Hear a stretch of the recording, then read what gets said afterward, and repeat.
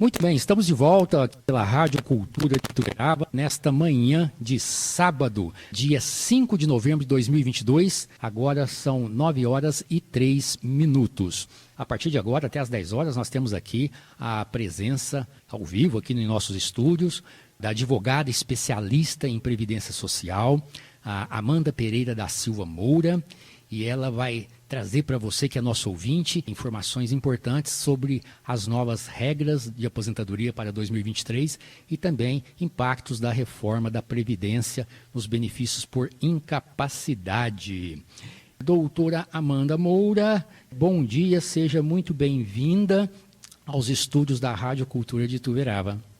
Muito bom dia a todos os ouvintes, é um prazer poder falar para a sociedade em geral, ituveravense, sobretudo. Muito bem. Houve recentemente uma reforma na legislação da Previdência Social, né, doutora Amanda? Isso parece que mudou muita coisa e as pessoas que estão aí prestes a se aposentar ficam um pouco confusas. Essa reforma da Previdência foi em que ano mesmo agora? A reforma da Previdência, ela aconteceu em 2019, ali finalizando o ano de 2019 praticamente, né? Podemos dizer que ela aconteceu em novembro de 2019, e em novembro de 2019, então, até 12/11 de 2019, vigia a regra antiga, e um dia depois passa a viger a regra nova da reforma da Previdência, alterando aí os pilares dos requisitos das aposentadorias do regime geral de previdência social, que é o INSS. Bom, falar da reforma da Previdência é sempre um motivo muito polêmico, justamente porque a reforma ela foi muito cruel com os brasileiros em geral, justamente porque, através da reforma, nós tivemos uma alteração dos requisitos que protelou muito a aposentadoria do trabalhador.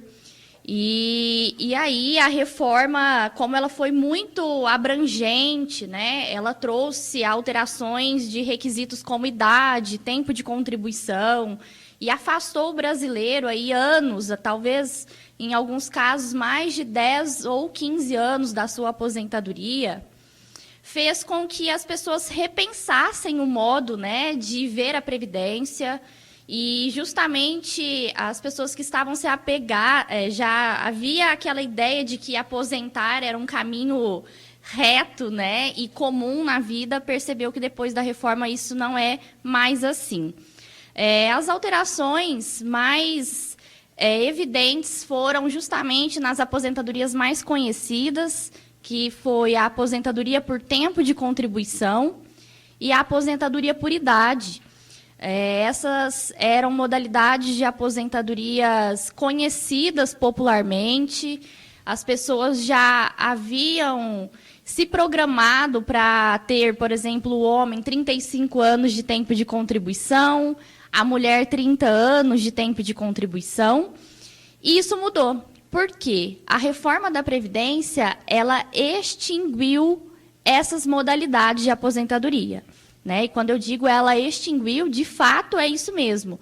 A reforma da Previdência, ela fez com que essas modalidades deixassem de existir como modalidades possíveis de aposentadoria após 13/11 de 2019, para aqueles trabalhadores que não tinham todos os requisitos antes, até 12/11 de 2019. Por que que a reforma ela mexeu tanto nessa estrutura dessas modalidades? Porque, com a reforma, ela unificou essas duas aposentadorias na nova regra geral de aposentadoria do INSS. Então, a nova regra geral de aposentadoria do INSS é a junção da aposentadoria por tempo de contribuição e a aposentadoria por idade. Então, veja que aqui a gente juntou dois requisitos que acabaram levando esse trabalhador a uma distância na sua aposentadoria, porque muitas vezes ele tinha ali o tempo de contribuição, não precisava de nenhuma idade mínima, e hoje ele passa a precisar da idade mínima, aqui já vou adiantando, que no ano de 2023, nós temos que o homem vai precisar atingir 65 anos de idade e a mulher já passa a ser obrigatório completar 62 anos de idade. Então, para a mulher, sobretudo, foi um prejuízo muito grande. Inclusive, né, o assunto aqui, como diz, é sério, são informações importantes, mas a gente gosta sempre de colocar uma pitadinha de humor, né? E Exato. com essas mudanças das regras da Previdência, a gente que é leigo, né, eu até brinco assim com os amigos, eu falo, olha, quando eu tiver com 99 anos, que eu chegar lá no INSS para requerer minha aposentadoria, pode ser que eles vão dizer, olha, agora tem que ter no mínimo 120 anos de idade. Eu estou achando que eu não vou conseguir aposentar. E assim, eu posso dizer, né, Auro, que esta é a gente fala em termos de brincadeira, mas em alguns casos a aposentadoria se tornou um pouco uma missão impossível para alguns. Sobretudo para aqueles trabalhadores que ingressaram ali no regime geral de previdência, ou seja, começaram a pagar suas contribuições tardiamente, né? Já tinham uma idade avançada e resolveram por pagar a previdência já anos depois de estar na ativa. Essas pessoas certamente terão um impacto muito maior. Aqui a gente pode dizer que como a reforma ela teve essa crueldade, né, ela foi aprovada assim, precisou que o legislador também se preocupasse com as pessoas que estavam próximas da aposentadoria. Porque não é justo, como você mesmo menciona, né, chegar ali na Previdência com a expectativa de se aposentar aos 35 e o servidor avisar, olha, não, mas agora vamos esperar os 65 anos de idade e você tem ali 40 anos, ou seja, você vai trabalhar mais 25 anos, como, né? E aí, a reforma, ela também teve que cuidar desse sentido, trazendo requisitos de transição. O que são as normas de transição? As normas de transição, eu brinco até com os meus clientes, que é a colherzinha de chá para aquelas pessoas que já estavam na caminhada para a aposentadoria, já estavam próximos dos requisitos da aposentadoria, lá naquela data em que a reforma foi alterada. E para essas pessoas, as normas precisaram ser um pouquinho mais brandas. Por que é a colherzinha de chá? Porque ela nem é aquele benefício tão bom que era antes da reforma, né, tão mais acessível, mas também não é tão ruim quanto a regra definitiva que cabe para aquelas pessoas que estavam entrando no mercado de trabalho. Então, para essas pessoas que estavam na caminhada, nós temos a criação ali imediata de 4 novas regrinhas para se aposentar. Então, o legislador ele trouxe regras como os pontos, né, que vai exigir a pontuação ali de acordo com a soma do tempo de contribuição e a idade. Também trouxe uma regrinha chamada idade progressiva, aquela que algumas pessoas ouvem falar, vai aumentando 1 ponto a cada ano, né? E até quando, doutora, vai aumentando essa idade? Veja bem, essa idade, ela se estabiliza em 2023, e é por isso que é tão importante trazermos essa informação finalizando já o ano de 2022, porque para a mulher, por exemplo, estabiliza em 62 anos, não sobe um ponto, né? Não sobe. Depois de 2023, não há mais alteração na idade com força ali da reforma, tá? Fica em 62. E as regras que cabem para as pessoas que estavam muito próximas, né? E aqui eu estou me referindo a pessoas que estavam em até 2 anos de se aposentar antes da reforma, ou seja, até 12/11/2019. Para essas pessoas que faltavam menos de 2 anos, nós temos que elas precisariam, por exemplo, mulher tem que cumprir 57 anos de idade e o dobro do tempo faltante para chegar em 30 anos de contribuição lá em 12/11/2019. Então, a gente fala que é um pedágio.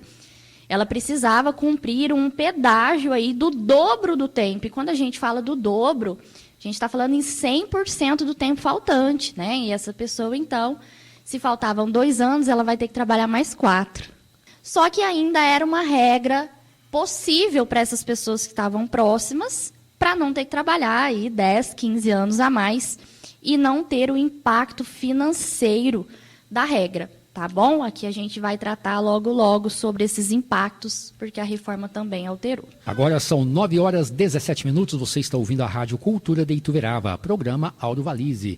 E nesta segunda hora do programa, nós estamos aqui com um bate-papo ao vivo com a advogada especialista em Previdência Social, a doutora Amanda Moura, que está trazendo para você, nosso ouvinte, informações importantes sobre as novas regras da aposentadoria, né, para o ano de 2023 e também informações sobre os impactos da reforma da Previdência nos benefícios por incapacidade. E a doutora Amanda tem mais informações, vamos ouvi-la. Bom, aqui nós podemos seguir sobre as alterações quanto aos valores do benefício. Nesse sentido, a reforma também impactou os trabalhadores. Nós temos que a reforma ela foi responsável por retirar e alterar a base, a raiz do benefício, podemos dizer assim. Nós tínhamos que todas as aposentadorias antes da reforma era calculada de acordo com os 80 maiores salários de contribuição que aquele trabalhador teve ao longo da sua vida contributiva. Isso alterou. A reforma ela trouxe uma alteração nessa base, deixando de considerar, então, os 80 maiores salários de contribuição e passando a considerar 100% dos salários de contribuição. Ao considerar 100% dos salários de contribuição, nós temos que, de fato, é um prejuízo para o trabalhador, porque ele perde a oportunidade de desconsiderar, ou seja, de descartar os seus 20 menores salários. Isso quer dizer que, se a gente está falando aqui de média aritmética, né, os matemáticos vão nos entender bem, que ao somar todas as contribuições sem possibilitar nenhum descarte, nós temos aquela queda em gráficos, né, que é a subida e a descida em razão de grandes salários, depois baixos salários, que é a grande realidade do brasileiro. Ganhou por um período pequenos salários, depois passa a ganhar um pouquinho melhor, depois altera o seu emprego, fica desempregado, tem uma queda. E isso reflete agora no momento de se aposentar, porque une todos esses salários e isso faz com que a média caia muito e a raiz do seu benefício já seja menor do que era considerado antes da reforma. Essas mudanças, né, elas realmente ficam um pouquinho complicadas e só mesmo aí com a assessoria, né, de sua especialista na área, para que a gente possa compreender, começar a compreender, né? Mas mesmo assim parece um pouco confuso para a gente que é leigo no assunto. Exatamente. Eu gosto muito de considerar, para efeitos de exemplo muito claro, é que hoje um trabalhador ele pode ter um prejuízo, vamos supor que durante a vida ele tenha contribuído aí com um salário de... se ele contribuiu por 20 anos, vamos supor que ele tenha contribuído por 10 anos sobre 5 salários. Vamos aqui arredondar para R$5.000. Se por um período posterior a esses 10 anos, se esse período for igual a 3 ou 5 anos, sobre o salário mínimo, no momento dele se aposentar... Se é antes da reforma, ele poderia descartar esse salário mínimo para efeitos dos 20% menores salários. Mas, posterior à reforma, ele terá esse salário incorporado na sua média. Isso, ao final, a depender da idade que ele tiver, ele pode ter um prejuízo financeiro de 15% de redução no valor do benefício. É algo que dá para ilustrar aqui o tamanho do prejuízo social que a gente pode visualizar com a reforma. Mas nem tudo está perdido. A reforma ela veio para ficar. Ela inicia praticamente em 2023, né? Muito se falava da reforma em 2019, mas a verdade é que nós vivíamos entre 2020 e 2022 na colherzinha de chá, que eram as regras de transição. Então, a reforma definitivamente vem para ficar a partir de 2023, quando os requisitos mais pesados, podemos dizer assim, vão sobrecarregar ali o trabalhador.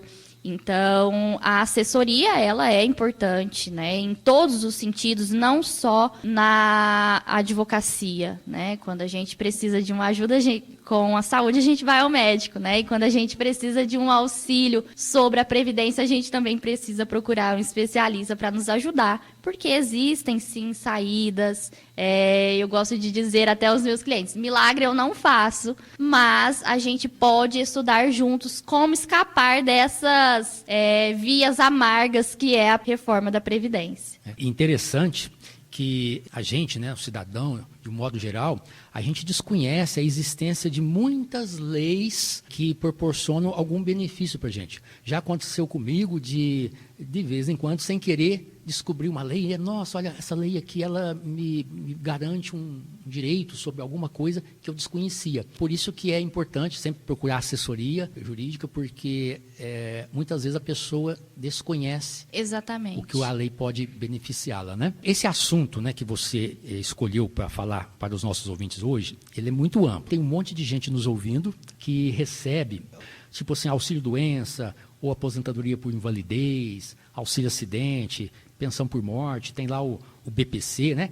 Tem muita gente aí preocupado com o tal do pente fino, de ser convocado e tudo mais. Essa é uma preocupação que, de fato, precisa ser uma preocupação para essas pessoas que recebem o benefício por incapacidade. Por quê? O benefício por incapacidade, então aqui a gente está falando de auxílio-doença, aposentadoria por invalidez e o benefício de prestação continuada, chamado também de LOAS, que seria na modalidade deficiente, que fique claro que não é qualquer BPC, depois mais à frente eu explico.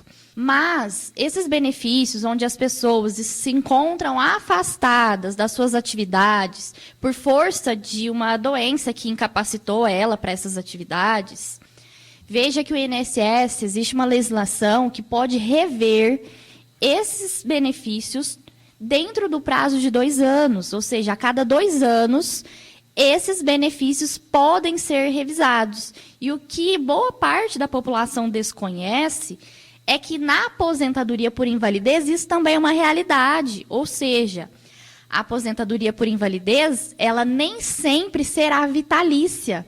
Posso até dizer o seguinte, ela não é vitalícia. Ela não é para o resto da vida. Ela pode, sim, ser cortada através de uma operação pente fino. O que é a operação pente fino, né? Essa é uma forma popular conhecida, mas que é o ato do INSS convocar essas pessoas que estejam em gozo desse benefício por incapacidade para reavaliar suas condições de incapacidade. Então, o que o INSS ele vai fazer? Primeiro, ele vai encaminhar por meio de correspondência um pedido, uma convocação, para que você vá até uma perícia na agência do INSS para então ser reavaliado. É igualzinho a perícia que você precisou para conseguir o benefício. Só que o intuito dessa perícia, então, vai ser analisar se você ainda tem aquelas condições de incapacidade. O INSS, então, ao realizar essas convocações, ele poderá convocar os beneficiários que estão recebendo benefício por incapacidade por um período superior a 6 meses e que não tenham data de cessação prevista ou indicação para reabilitação profissional. O que isso quer dizer? Esse é um requisito para as pessoas que podem ser convocadas por essa operação do pente fino.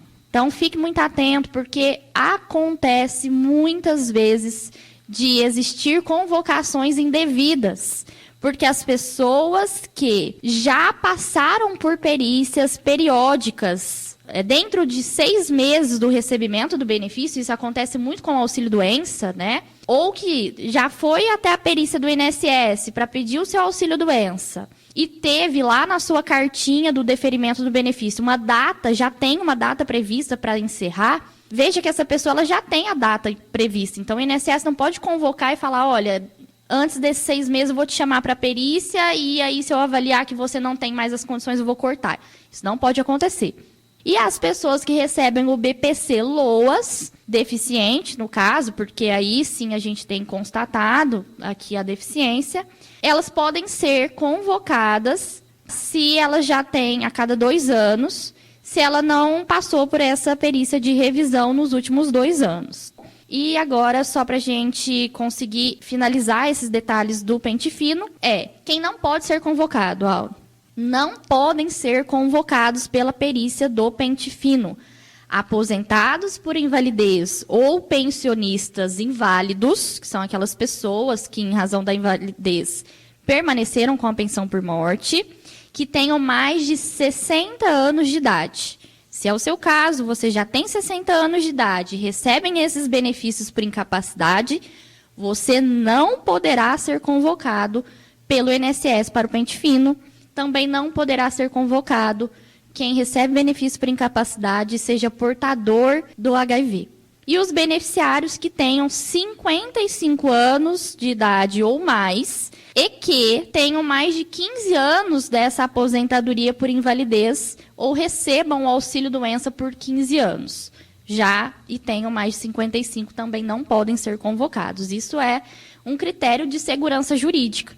Estamos de volta pela Rádio Cultura de Ituverava, programa Auro Valize. Agora 9h33. Para você que sintonizou agora, né, nós estamos aqui num bate-papo ao vivo com a doutora Amanda Moura. Ela é advogada especialista em Previdência Social e está atualizando, né, os nossos ouvintes sobre as novas regras de aposentadoria para o ano de 2023 e trazendo também algumas observações, né, sobre os impactos da reforma da Previdência nos benefícios por incapacidade. A doutora Amanda já falou, né, nos blocos anteriores sobre os tipos de aposentadoria, já falou um pouquinho sobre o tal pente fino INSS. E agora, doutora Amanda, se possível, gostaria que você compartilhasse com os nossos ouvintes um pouquinho sobre o tal do MEI, né, que é o microempreendedor individual, porque tem muitos ouvintes nossos que estão nessa situação. O MEI é uma modalidade que foi muito bem recepcionada pelos brasileiros. O MEI, então, o microempreendedor individual, ele nasce como uma saída para fomentar, né, ou seja, estimular os trabalhadores da iniciativa privada que têm o seu próprio negócio e de pequeno porte. Então, é uma forma de tributar de uma forma mais simples essas pessoas. E o que muitos não sabem é que, ao pagar aquela guia todos os meses do MEI, você já está recolhendo para a Previdência Social. Ou seja, você também está contribuindo para a sua aposentadoria nessa modalidade. Hoje, para efeitos de informação, nós já contamos com mais de 10 milhões de brasileiros nessa modalidade. E grande parte desses microempreendedores não conhece seus direitos enquanto a sua própria categoria, principalmente esses benefícios frente ao INSS, justamente porque essas pessoas elas pagam uma guia simplificada, um valor reduzido que vem tudo num boleto só. Né? Que é a famosa DAS, né? DAS, exatamente. Né? Que é o documento de arrecadação do Simples Nacional, né? Do exatamente. E essa DAS, como eu disse, ela é uma guia simples, né? Podemos dizer que ela é um boleto único, mas ali mora muitos tributos em uma guia só. Dentre os tributos, nós temos o pagamento da Previdência Social. Então, ali, 5% do valor que você paga da sua DAS é revertido para a sua aposentadoria no INSS, todos os meses, desde que o pagamento esteja em dia. Aqui a gente pode também tratar das questões relacionadas ao pagamento do MEI e quando esse MEI já tinha, em algum tempo anterior, carteira assinada. Por quê? O MEI também precisa tomar muito cuidado quando faz essa opção pelo pagamento nessa modalidade. Primeiro que nem todo trabalhador pode ser MEI. Existem algumas categorias que não admitem o registro enquanto microempreendedor. Exemplo muito claro, a advocacia. O advogado não pode ser um microempreendedor, tá bom? O médico não pode ser um microempreendedor. Então, algumas modalidades não admitem esse tipo de pagamento. Então, tome muito cuidado, não saia por aí fazendo o seu registro de qualquer forma e pagando achando que está tudo certo, porque pode ter uma surpresinha lá na frente muito desagradável. E outra coisa muito importante que a gente precisa informar a população é que o MEI, por ter uma contribuição reduzida, e aqui eu disse, né, de 5%, é sobre o salário mínimo. Então, esse MEI ele não terá direito de se aposentar com um valor acima do salário mínimo. E, infelizmente, essa é uma parte das informações vinculadas ao microempreendedor que poucas pessoas conhecem. E aí, lá no momento de pedir a aposentadoria, se vê insatisfeita. Ah, mas como assim? Eu paguei tantos anos e vou me aposentar no salário mínimo. Mas é porque essa categoria admite somente salário mínimo. Então, fique atento. Outra saída também que a gente precisa entender dentro dos microempreendedores é que essas pessoas que tiveram carteira assinada, elas não poderão ter esse tempo de contribuição computado, somado ao tempo do MEI para efeito de aposentadoria por tempo de serviço. Então, veja bem, aqui a gente tratou das novas regras a partir de 2023. Nós estamos falando de aposentadorias que vão exigir da mulher 30 anos de tempo de contribuição e do homem 35 anos de tempo de contribuição. Então, você que se tornou MEI ao decorrer aí da sua vida laborativa, tome muito cuidado, porque se você é MEI nos últimos 5 anos e os outros 25 anos você trabalhou ali de carteira assinada, você não vai poder somar aos 25 de carteira assinada 5 anos de MEI. Não é possível fazer isso e alcançar os 30 anos de contribuição, justamente porque a lei exclui a possibilidade do MEI se aposentar por tempo de serviço, infelizmente. Então, o MEI só terá direito da aposentadoria por idade. Existe uma saída, a gente pode trabalhar uma estratégia, e a estratégia muitas vezes mora no que nós chamamos de complementação da guia. Então, você pagava ali no mês 5%, para você ter esse período de mês somado ao seu período de carteira assinada, todos esses meses que você foi MEI, você vai precisar recolher por fora ali uma guiazinha de 15% a mais para a Previdência, para chegar aos 20% da contribuição para efeitos de tempo de contribuição.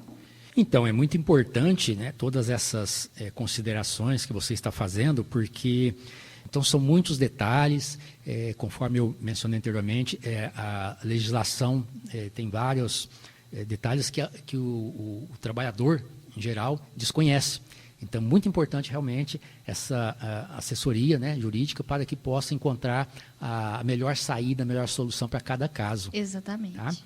Outra coisa interessante, que tem gente aí nos ouvindo, né, e está nessa situação, com relação à pensão. Né? Muitos dos nossos ouvintes recebem pensão por morte, e agora parece que houve mudanças também, né? E as pessoas ficam com dúvidas e preocupadas também. Bom, o benefício da pensão por morte também foi um benefício gravemente atingido pela reforma da Previdência. A pensão, ela é um benefício que advém, né, da qualidade de dependente. Então, recebe pensão por morte aquele que é dependente do seu cônjuge, né, e ali, ou filho menor ou maior inválido.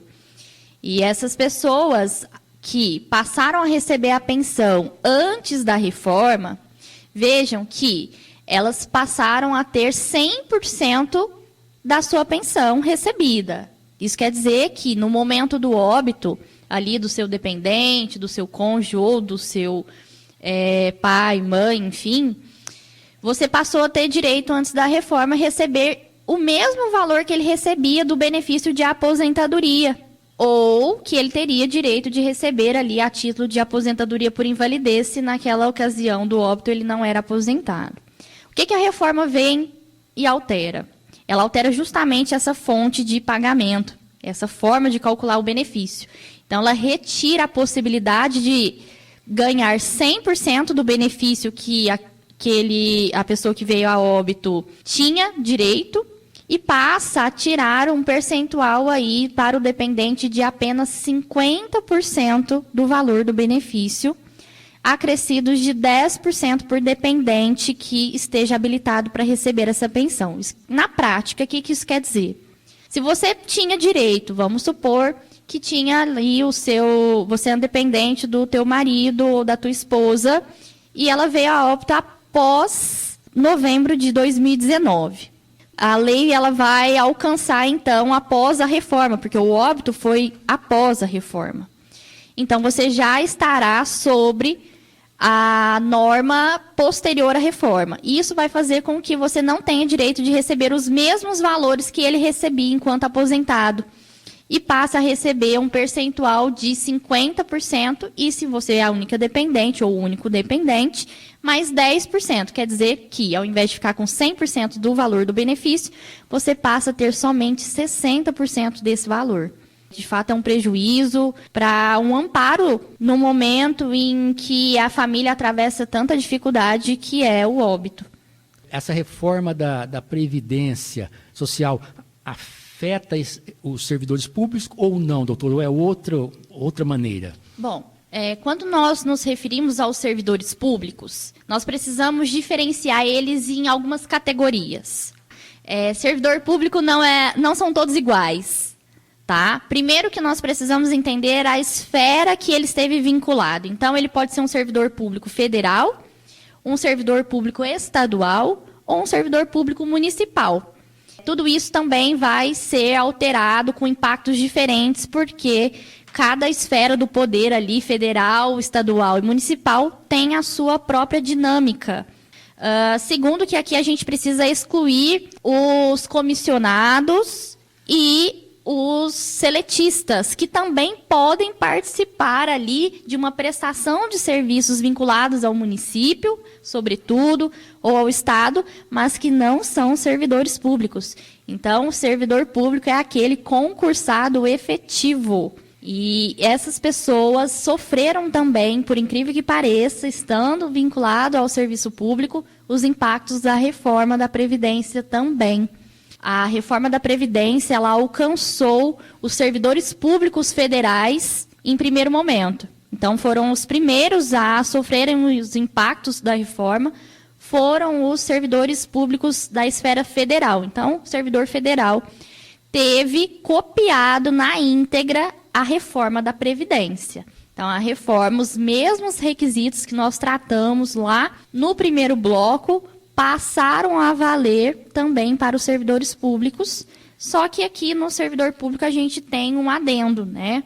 Uma alteração importante, que é em relação ao tempo que ele precisa ficar vinculado no serviço público. Então, além de preencher os requisitos que nós falamos, do tempo de contribuição, ali 30 anos, a mulher, 35 anos, o homem, preencher a idade, 62 anos, 65, ele vai precisar, essa servidora ou esse servidor, ficar vinculado 20 anos de serviço público, dentre esse tempo de contribuição, e que os últimos 5 anos sejam no cargo em que solicitar essa aposentadoria. Então, tem também que tomar esse cuidado, porque aqui eu só enfatizo que eu atendo muitos servidores e, na grande maioria deles, antes de se tornarem servidores, Auro, eles foram da iniciativa privada. E aí essas pessoas, no intuito de se aposentar rápido lá no serviço público, tendem a buscar o tempo de contribuição do INSS e fazer o que nós chamamos de averbação do tempo lá no serviço público. Então, imagina assim, trabalhou 10 anos vinculados ali com contribuições ao INSS e ele já tinha ali mais 10 anos de serviço público. Ele fala, não, então eu passo a ter 20 anos somados lá no meu serviço público se eu levar esses 10 do INSS. Pode ajudá-lo? Pode ajudá-lo. É uma estratégia possível. Mas veja que os 10 anos que ele levou não é de serviço público. E para ele se aposentar lá no município, por exemplo, ele tem que ter o requisito de 20 anos de serviço público. Então, esses 10 anos não serão computados para esse efeito. E aí ele pode ter um prejuízo irreparável depois de levar esse tempo de contribuição da forma sem nenhuma orientação. Muito cuidado. Muito bem. Você usou agora a palavra-chave, né? Orientação. Ou seja, você tem que atender o cliente, compreender a trajetória de trabalho dele. Exatamente. E para cada caso ali tem os procedimentos, vai buscar o amparo na legislação. Sim. Para que o trabalhador ele possa obter o benefício mais vantajoso. Exatamente. É necessário, porque cada indivíduo é único, cada trabalhador tem a sua única e fiel história. Então, tudo isso precisa ser considerado, né? Os documentos nem sempre falam toda a trajetória de vida. Quando a gente ouve a história da vida de um trabalhador, dificilmente, se olhasse só os documentos, teria a mesma narrativa. Então, a gente precisa considerar que quem está se aposentando não é a carteira de trabalho, é o trabalhador, e ele tem uma história de vida que talvez o documento não saiba contar, e por isso o especialista vai conseguir interpretar aquelas brechas que eventualmente não estejam nos documentos. Doutora Amanda, conforme eu disse no início do nosso bate-papo, esse é um assunto, né, um tema vasto, que se a gente fosse entrar em todos os detalhes, nós ficaríamos aqui o restante do dia, né? Mas aqui no rádio o nosso tempo ele é limitado, mas você trouxe aí para a gente os aspectos, né, mais importantes, até no sentido de uma orientação, de um alerta, né, mais para frisar assim, que realmente é importante buscar uma orientação, uma assessoria, quando estiver próximo aí de se aposentar. Bom, para a gente concluir, né, depois de que a gente passou tantas alterações, é muito importante a gente considerar o que não mudou. Existem partes que a Previdência não alcançou, direitos que não foram atingidos pela reforma. Então, para a gente conseguir finalizar, é uma boa notícia, os benefícios que não foram atingidos com a reforma são as aposentadorias do trabalhador rural. Então, a aposentadoria do trabalhador rural não foi alterada, permanecem ali.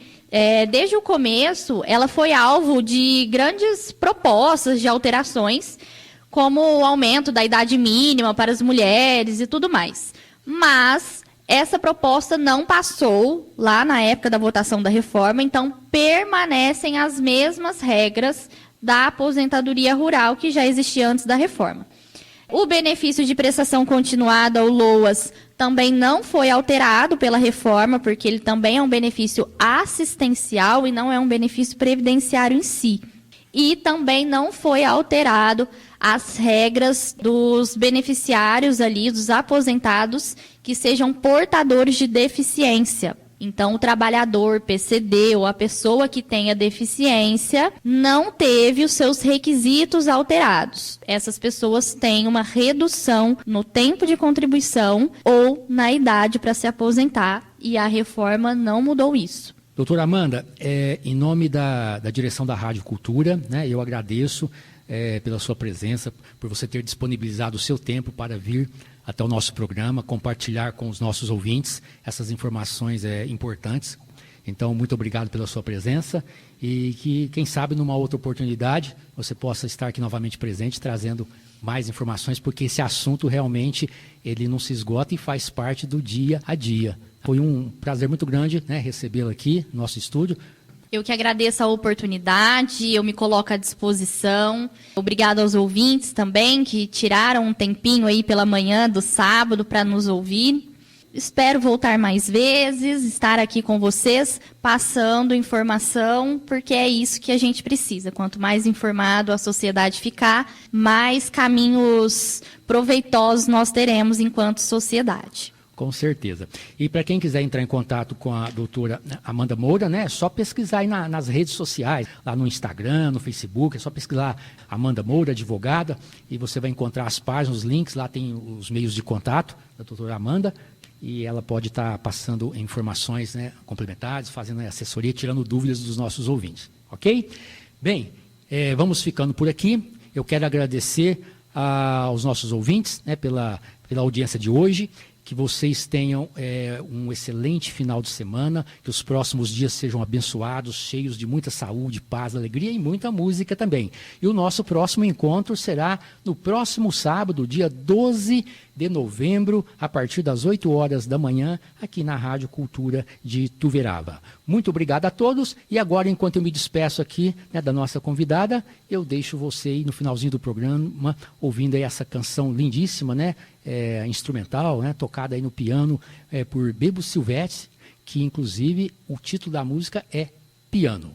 Até o próximo sábado, se Deus quiser. Fique com Deus. Tchau, tchau.